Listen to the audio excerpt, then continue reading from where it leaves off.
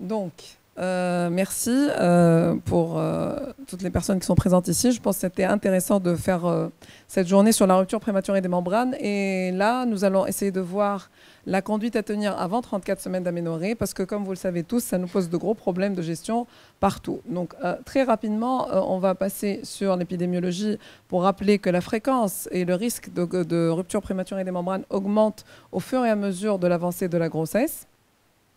Les facteurs de risque, ça a déjà été détaillé ce matin. Ce qu'il faut retenir, c'est que dans la majorité des cas, vous n'allez pas retrouver de facteurs de risque évidents. Et donc, la conduite à tenir ne pourra être qu'un peu plus délicate. Alors, sur un plan pratique, donc la conduite à tenir immédiatement, ça a aussi été détaillé ce matin, mais je ne peux pas ne pas le rappeler. D'abord, il faut confirmer le diagnostic, et comme je vois qu'il y a beaucoup de résidents dans la salle, il est très très important. Vous savez qu'on hospitalise souvent des patientes avec suspicion de rupture prématurée des membranes, et finalement, ce sont des diagnostics différentiels. Parfois, le résultat n'est pas concluant, et on va s'aider d'examens complémentaires. Donc, n'oubliez pas l'histoire clinique qui est très importante, et on peut s'aider, mais ce n'est pas que les examens complémentaires qui vont confirmer le diagnostic.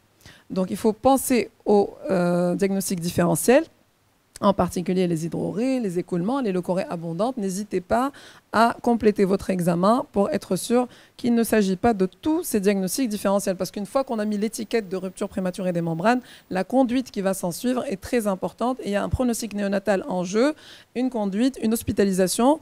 Donc, dès que vous aurez confirmé votre diagnostic, il est indiqué d'hospitaliser la patiente idéalement, mais on va parler d'une éventuelle prise en charge à la fin en ambulatoire. Mais aujourd'hui, en Tunisie, on ne la fait pas du tout, de toute façon. On hospitalise des patientes, on assure une surveillance, et idéalement, dans une maternité niveau 3 qui dispose d'une réanimation néonatale, parce qu'on est avant 34 semaines d'aménorrhée, ou sinon, on va accepter les transferts unilatéraux quand on a de la place. Les néonates, je ne sais pas s'ils sont là, pour la prise en charge des bébés, ce qui pose aussi un problème chez nous et en Algérie aussi. Donc, ces patientes sont hospitalisées dans les unités de grossesse à haut risque. Et la première chose qu'on va essayer d'éliminer, évidemment, c'est de rechercher des éléments de chorioamniotite. Donc, comme notre collègue vient d'en parler, le risque pour ces bébés-là, ces nouveau-nés, c'est l'infection, la septicémie, et la prise en charge va être encore plus compliquée. Alors, nous avons essayé de voir les recommandations sur des bases scientifiques, parce que vous savez qu'on est en train de prendre en charge parfois de façon peut-être un peu empirique. Nous avons revu les dernières données de la littérature concernant les examens à faire, le suivi, qu'est-ce qui est réellement recommandé. Et vous allez voir que tout n'est pas grade A, ce ne sont pas nécessairement des recommandations fortes. Le laser, il est là, il est en haut, il ne marche pas. Alors, qu'est-ce qu'on va faire? Donc, une fois qu'on a confirmé ce diagnostic, on va essayer de voir s'il n'y a pas d'infection. Donc, bien sûr, on va prendre la température de la patiente.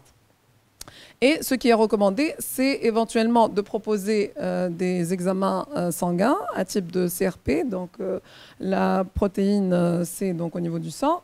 Et on va idéalement s'aider aussi d'un enregistrement du RCF. Alors, vous allez me dire, bon, effectivement, ce ne sont pas directement des signes qui vont obligatoirement confirmer le problème, mais on vous dit vous ne pouvez pas prendre en considération ces examens-là seulement, parce qu'il faut prendre le contexte clinique, confirmer le diagnostic de RPM, je vois que les néonates sont là, et puis assurer la surveillance clinique et paraclinique. Donc ne faites pas confiance qu'aux examens complémentaires, qu'à une CRP. Parfois vous pouvez avoir une vénite alors qu'il n'y a pas d'infection. Attention.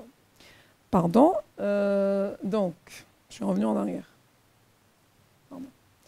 Alors, les éléments de chorioamniotite, donc regardez ici ce que je vous disais tout à l'heure, ce sont des recommandations de niveau d'évidence qui est faible.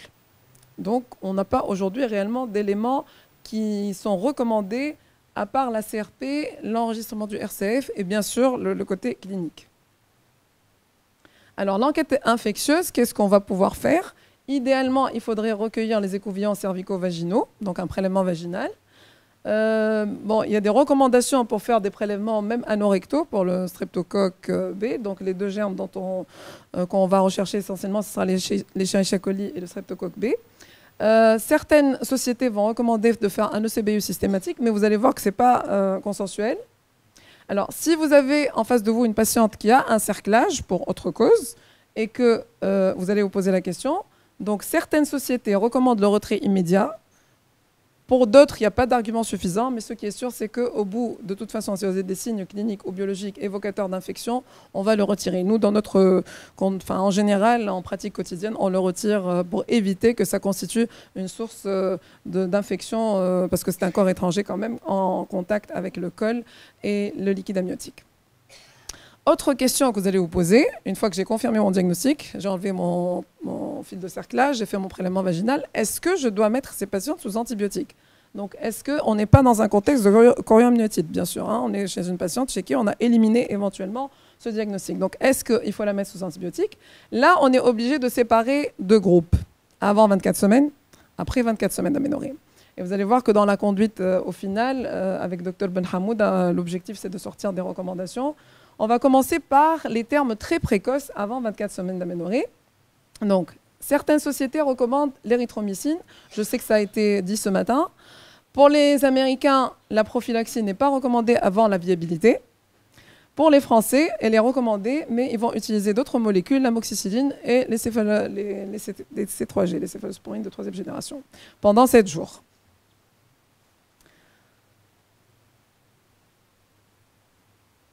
Alors, entre 24 et 34 semaines d'aménorrhée, les Américains, eux, vont préconiser l'association d'ampicilline en intraveineux avec l'érythromycine.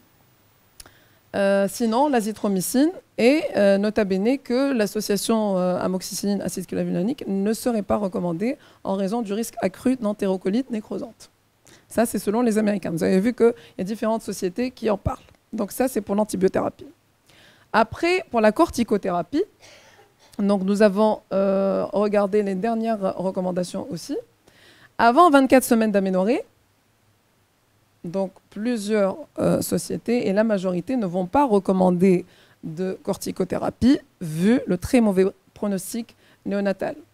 Pour les Américains, vu que c'est discutable, en fait le terme de viabilité est discutable, ils préconiseraient une seule cure si on est à 23 semaines. Mais là, on parle, nous, on a décidé de séparer en inférieur à 24 semaines. Donc, si jamais, ils recommanderaient ça une seule fois, vu les chances éventuelles de viabilité. Alors, pour les Français, c'est en fonction des seuils choisis.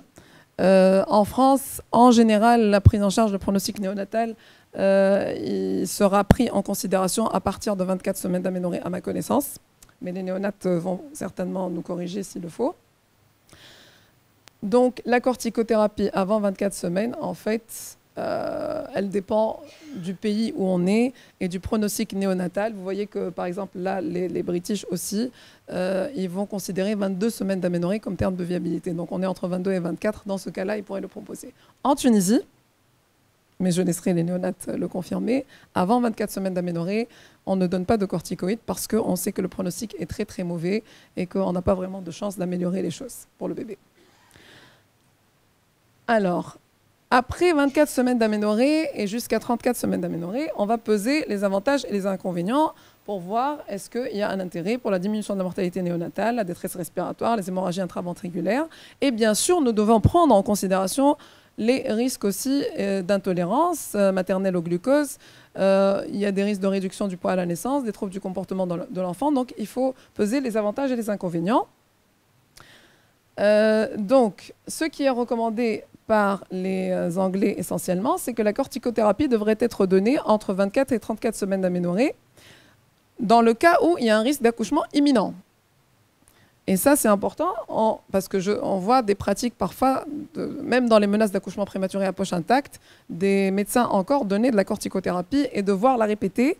Et ça a été vraiment controversé et on est revenu en arrière pour dire qu'il ne faut pas augmenter les doses. Enfin, il ne faut pas refaire plusieurs fois en fait, les doses de corticothérapie parce qu'il y a des risques pour le bébé.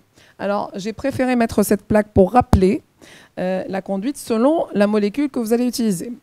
Si c'est de la dexaméthasone, et c'est ce qui existe le plus sur le marché en Tunisie en tout cas, c'est 2 doses de 12 mg à 24 heures d'intervalle ou 4 doses de 6 mg à 12 heures d'intervalle. Donc vous faites 6, 6, 6, 6 ou 12 et vous revenez le lendemain avec 12 mg. Si on dispose de la bêtaméthasone, mais en Tunisie on a les chronodoses, donc on n'a pas réellement de dose à 12 mg, mais si on l'avait, on pourrait proposer 2 doses de 12 mg à 24 heures d'intervalle. Et je suis sûre que nos chers collègues néonates vont en parler. Donc, Les recommandations, regardez, il faut toujours regarder le niveau d'évidence et la force de la recommandation. C'est une recommandation de grade B, donc ce n'est pas très très fort, mais c'est une recommandation quand même importante. Alors, entre 24 et 34 semaines d'aménorrhée, la corticothérapie, bien sûr, elle est recommandée. Et là, vous voyez le grade A, c'est quand on est entre 26 et 33 semaines d'aménorrhée. Ça, c'est clair. Parce qu'on va avoir une évidence que ça améliore le pronostic néonatal et ça diminue la morbidité néonatale. Est-ce qu'on répète les cures? Donc, à un moment, on avait peur pour la répétition des cures en rapport avec le risque de développement précoce de la septicémie néonatale. Par la suite, ceci a été prouvé que ça n'était pas associé au risque infectieux. Donc, ce qu'on a trouvé en dernier, en 2022, c'est qu'on pouvait répéter les doses, mais vraiment au maximum 3 fois. Mais ça, je voudrais, moi, poser la question après aux néonates. C'est que nous, aujourd'hui, on recommande idéalement de ne pas dépasser 2 doses. Après, on pourra en discuter. Donc, on a donné notre corticothérapie, éventuellement notre antibioprophylaxie. Est-ce qu'on doit tocoliser systématiquement ou pas si on est devant une poche rompue? Alors, quand on est avant 24 semaines ou après 24 semaines, entre 24 et 34 semaines, pardon. Donc, les recommandations sont un peu unanimes. Et vous voyez, c'est une recommandation de grade A. La tocolyse n'est pas recommandée systématiquement. Donc, avant 24 semaines, on revient au même tableau, on est trop tôt, il n'y a pas d'intérêt. Et entre 24 et 34 semaines, selon les sociétés, selon les Français aussi, c'est controversé. Donc, ce n'est pas du systématique. On est en train de faire beaucoup de choses empiriques. La neuroprotection fœtale, c'est quelque chose qui existe, qu'on ne fait pas nécessairement, et c'est bien d'en parler aujourd'hui. Donc, c'est quoi? C'est l'administration de sulfate de magnésium pour les femmes à risque d'accouchement prématuré pour la neuroprotection des fœtus. Ça permet d'éviter la paralysie cérébrale. Elle a des effets bénéfiques sur la fonction motrice globale substantielle dans la petite enfance. Donc, les posologies, je vous les mets. Donc, un bolus unique de 4 grammes en perfusion courte de 15 minutes. Et après, vous avez les options. La répétition en cas de nouvelles menaces aiguës d'accouchement prématuré. Alors, qu'est-ce qu'on va faire au niveau de la neuroprotection? Donc, avant 24 semaines d'aménorrhée, non recommandé encore une fois. Après, donc, ce qui serait recommandé par le Royal College, c'est entre 24 et 29 semaines d'aménorrhée, de faire la neuroprotection. Si on arrive plus tard, il n'y aurait pas d'intérêt. Pour les Américains et les Français, c'est avant 32 semaines d'aménorrhée. Donc la neuroprotection, ce n'est pas à tout moment. Alors le pronostic est important à déterminer pour la conduite à tenir, évidemment. Donc sachez que si on va avoir un accouchement après 22 semaines d'aménorrhée, on a 57% à peu près de chances que les choses se passent bien. Et si on a un accouchement avant 22 semaines d'aménorrhée, on a à peine 14% de chances. Donc, bien sûr, ce pronostic va tenir compte du poids à la naissance, c'est très important, de l'âge gestationnel et éventuellement du sexe. Donc, il va y avoir un impact sur la mortalité néonatale. Bien sûr, les néonates seront mieux à même d'en parler. Donc, 40 à 50% des accouchements vont avoir lieu à la première semaine. 70 à 80% entre 2 et 5 semaines. Donc sachez-le, même si vous faites tout ce qu'il faut faire, eh ben, le risque d'accouchement est là. Et il faut en informer les patientes, ce qui est très important, selon surtout le terme de la rupture des membranes, pour les informer et pour prévenir les risques médico-légaux aussi.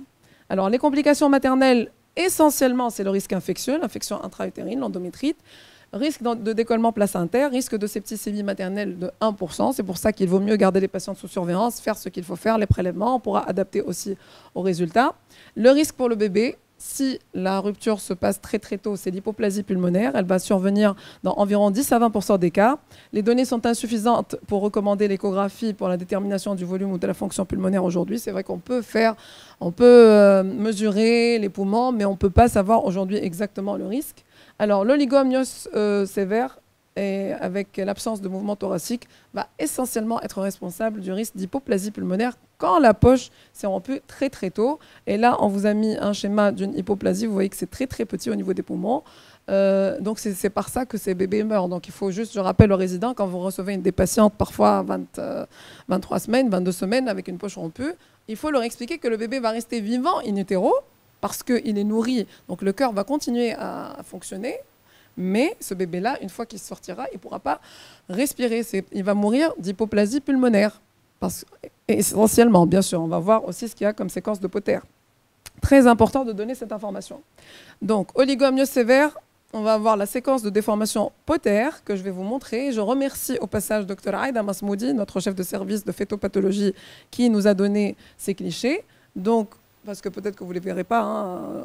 Donc, vous allez avoir un nez aplati, un excès de peau au niveau du cou, des replis cutanés sous-orbitaires, un faciès aplati avec un rétrognatisme, et vous allez avoir des positions vicieuses au niveau des membres, parce que c'est un bébé qui va être dans ce petit sac, il va être bloqué, il ne pourra pas développer sa musculature et bouger. Donc, mais ils vont mourir par hypoplasie pulmonaire essentiellement. Donc, évidemment, quand ça va survenir très tôt, très mauvais pronostic néonatal, évidemment. Alors, entre 24 et 34 semaines d'aménorrhée, le critère pronostic important, c'est la quantité de liquide amniotique à l'admission. Il faut savoir que les études ont prouvé que si on avait un index de liquide amniotique inférieur à 5 cm, il y avait une augmentation de la morbidité materno-fétale. Maintenant, ça reste un critère quand même un peu... D'abord, il est un peu subjectif. Ensuite, ce n'est pas évident de le mesurer correctement tout le temps. Mais sachez-le, si vous avez un oligomyose assez important, même au-delà de 24 semaines, c'est généralement associé à un mauvais pronostic et un risque d'infection plus important. Alors, l'attitude thérapeutique, je ne sais pas combien j'ai encore de temps. Ça va? Bon, c'est bien.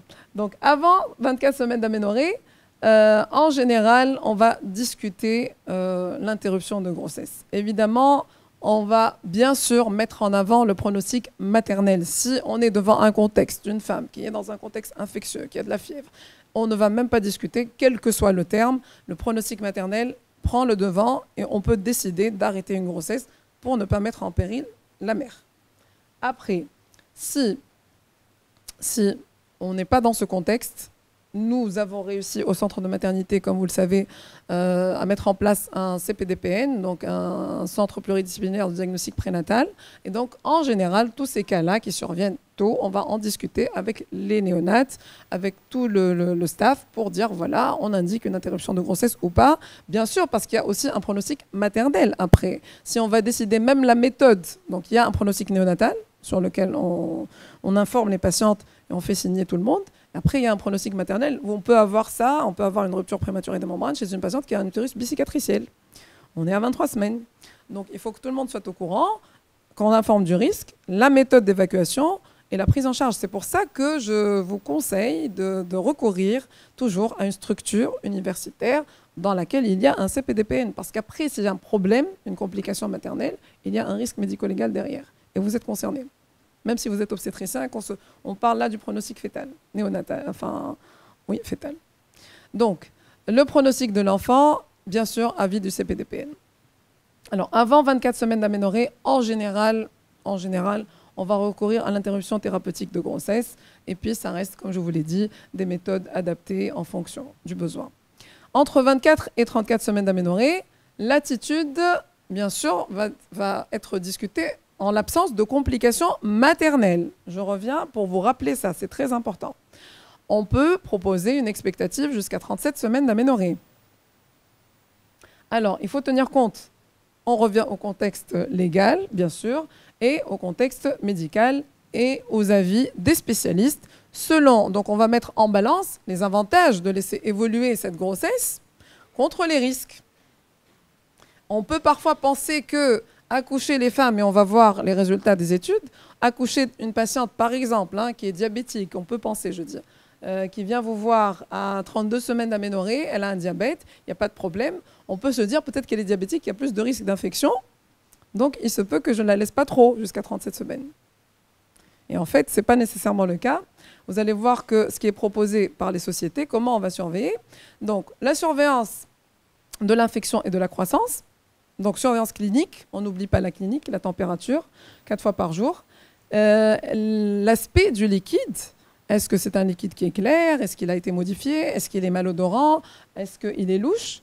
La douleur abdominale, donc l'examen clinique, est-ce que cette patiente se plaint d'anomalies, de douleurs récentes? La hauteur utérine, une fois par semaine. La biologie, alors vous avez vu, pour la biologie, ce n'est pas consensuel. Les recommandations varient. Nous, on fait 1 jour sur 2, LFSCRP, mais en fait, les recommandations ne sont pas nécessairement avec cette fréquence-là. On peut proposer juste 1 fois par semaine. Bien sûr, le prélèvement vaginal, il va nous servir parce que vous l'aurez fait à l'admission, mais en fait, dès que vous allez récupérer le résultat, soit il est négatif, et certaines sociétés vous disent, vous pouvez même arrêter l'antibioprophylaxie. S'il est positif, vous allez adapter votre antibiothérapie au résultat de l'antibiogramme. L'échographie, premier temps, mais après, elle pourrait être proposée tous les 15 jours. C'est pour ça que je vous dis, on ne peut pas se baser que sur un seul examen complémentaire. Alors, les résultats néonataux, est-ce que, idéalement, on fait un accouchement programmé ou est-ce qu'on fait une attitude expectative? C'est ce dont je vous parlais tout à l'heure. Donc, la revue de la Cochrane Library, qui a comparé l'attitude expectative et la naissance précoce programmée, vous montre que chez les patientes avant 37 semaines d'aménorrhée, en fait, il n'y a pas d'incidence si vous accouchez prématurément, enfin vous dites voilà, je vais accoucher cette patiente pour éviter les complications, il n'y a pas d'incidence du sepsis néonatal quand vous comparez les 2 groupes. C'est-à-dire qu'en fait, vous ne gagnez pas grand-chose à faire un accouchement programmé précoce.